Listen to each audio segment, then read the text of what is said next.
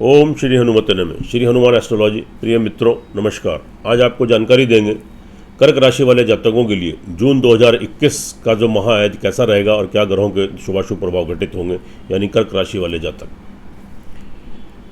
Video को अंत तक देखिए, क्योंकि कुछ तो हम आपको माह में घटित होने वाली कुछ अशुभ तिथियों के बारे में आपको जानकारी देते हैं कि उन अशुभ तिथियों में आपको कौन कौन सा कार्य नहीं करना चाहिए, वरना आपको लाभ की बजाय नुकसान होते हैं। और कुछ थोड़े से उपाय बताते हैं, उनको श्रद्धा विश्वास के साथ करेंगे तो आप ग्रहों के दुष्प्रभाव से बचेंगे।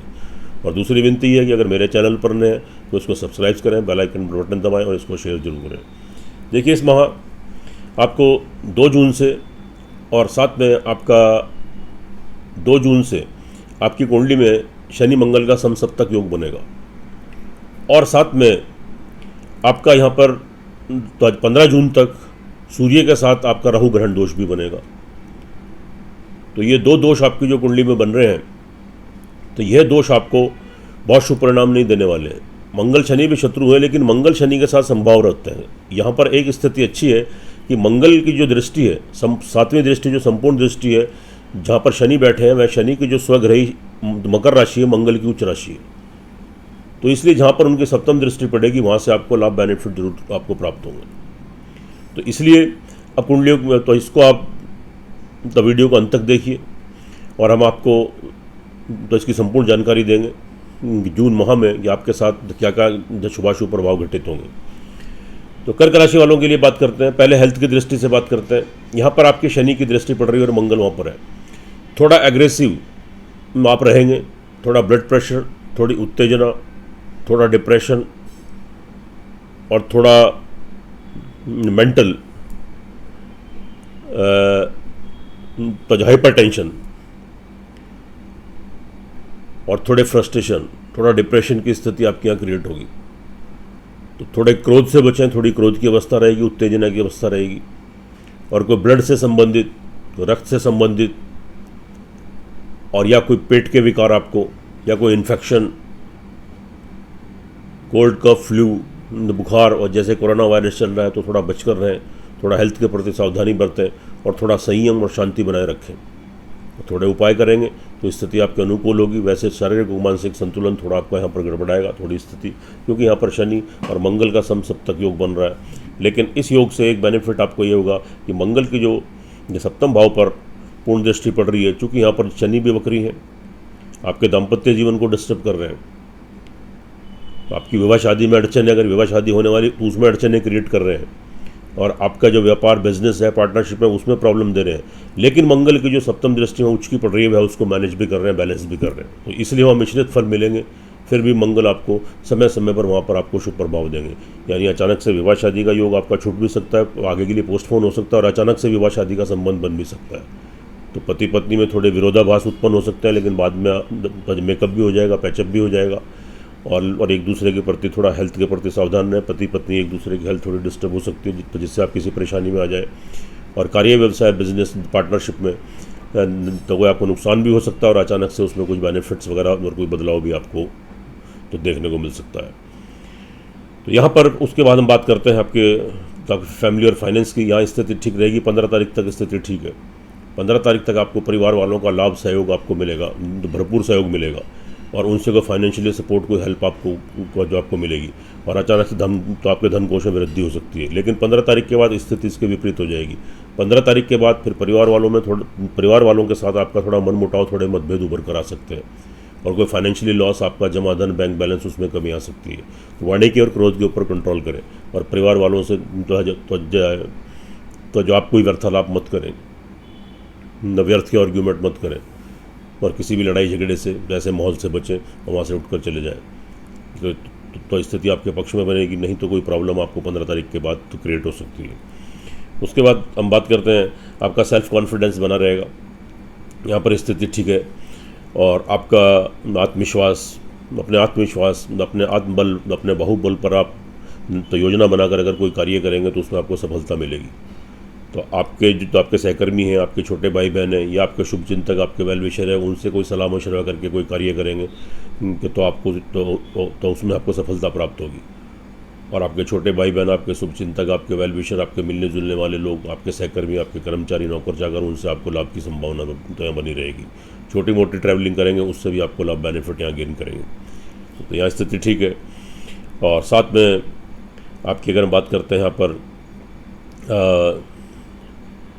4th हाउस की, तो 4th हाउस की जो स्थिति है यहाँ पर देखिए 22 तारीख तक तो स्थिति आपकी अनुकूल नहीं है, क्योंकि आप कोई मकान, वाहन या भूमि का कोई क्रय विक्रय करना चाहते हैं, कोई मकान खरीदना चाहते हैं, उसमें प्रवेश करना चाहते हैं, कोई वाहन खरीदना चाहते हैं, घर में लाना चाहते हैं, तो थोड़ा बहुत जल्दबाजी मत करें, क्योंकि जल्दबाजी में यहाँ पर कोई भी निर्णय अगर आप लेते हैं तो निश्चित रूप से आपको उसमें नुकसान होने की संभावना रहेगी। तो बहुत जल्दबाजी मत करें, सोच समझ कर कार्य करें, और नहीं तो आपका पैसा भी फंस सकता है, अटक सकता है और आप किसी उलझन में आ सकते हैं।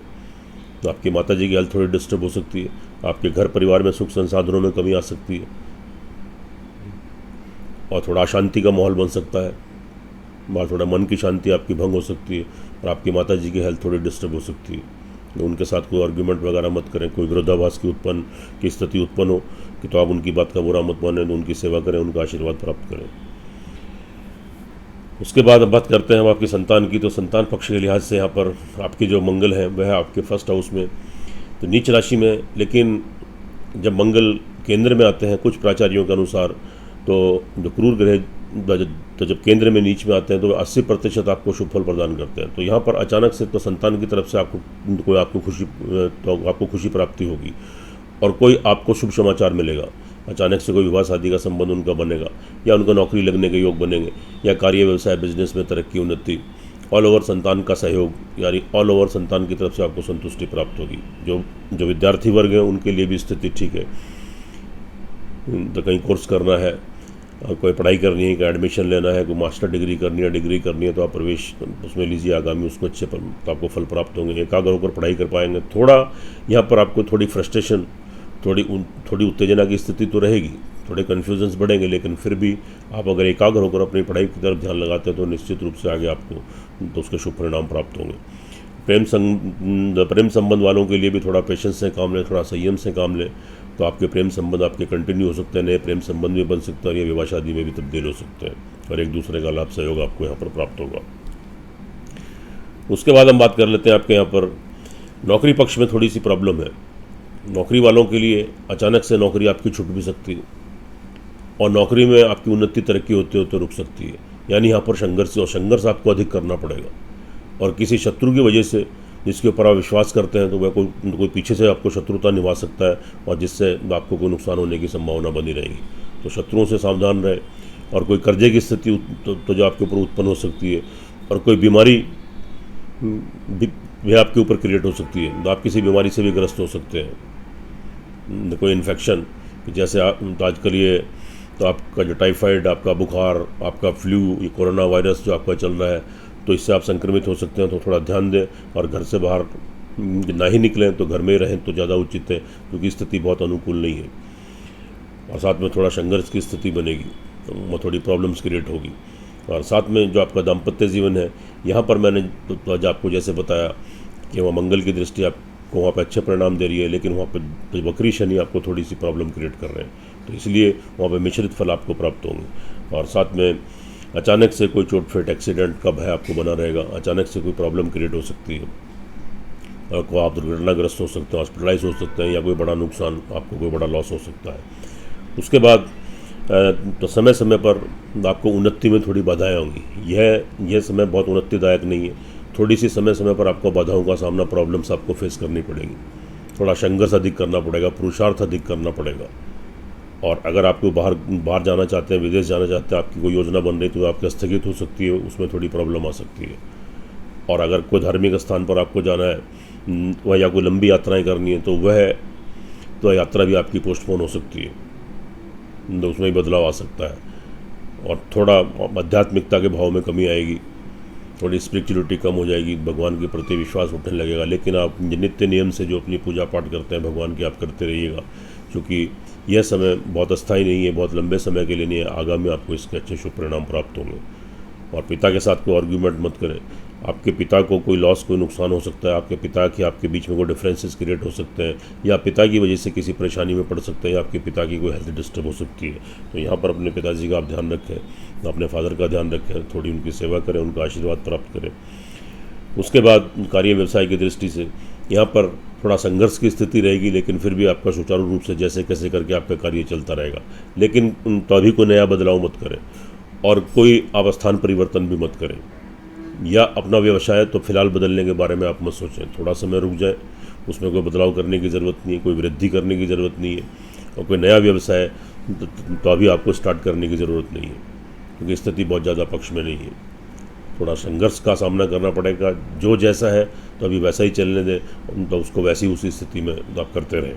थोड़ा संघर्ष पुरुषार्थ की स्थिति आपको बनेगी, और उन्नति में जो जातक नौकरी करते हैं उनको उन्नति में थोड़ी बाधाएं आएंगी। अगर उनके इंक्रीमेंट होने वाले हैं, उन्नति होने वाली, तो वो रुकेंगी, उसमें थोड़ी बाधाएं होने की संभावना रहेंगी, परेशानियाँ उसमें उत्पन्न होंगी। बात करते हैं लाभ की दृष्टि से, तो लाभ की दृष्टि से स्थिति ऑल ओवर यहाँ पर ठीक है, लेकिन नहीं, यहाँ पर आपको अचानक से आपके लाभ में भी थोड़ी सी कमी आ सकती है। 15 तारीख तक स्थिति आपके ठीक रहेगी, 15 तारीख से लेके और आपको 7 दिन के लिए थोड़ी प्रॉब्लम आपको क्रिएट हो सकती है। अचानक से आपके लाभ में आपको रुकावट आ सकती है, जहाँ से आपका धन आता है, आपका पैसा आता है, और जिससे आपका कार्य, तो जो आपके घर परिवार का कार्य चलता है, आपके खर्चे पूरे होते हैं, वहाँ में थोड़ी सी समय समय पर रुकावट आ सकती है, लेकिन फिर भी धन का आगमन आपके पास होता रहेगा।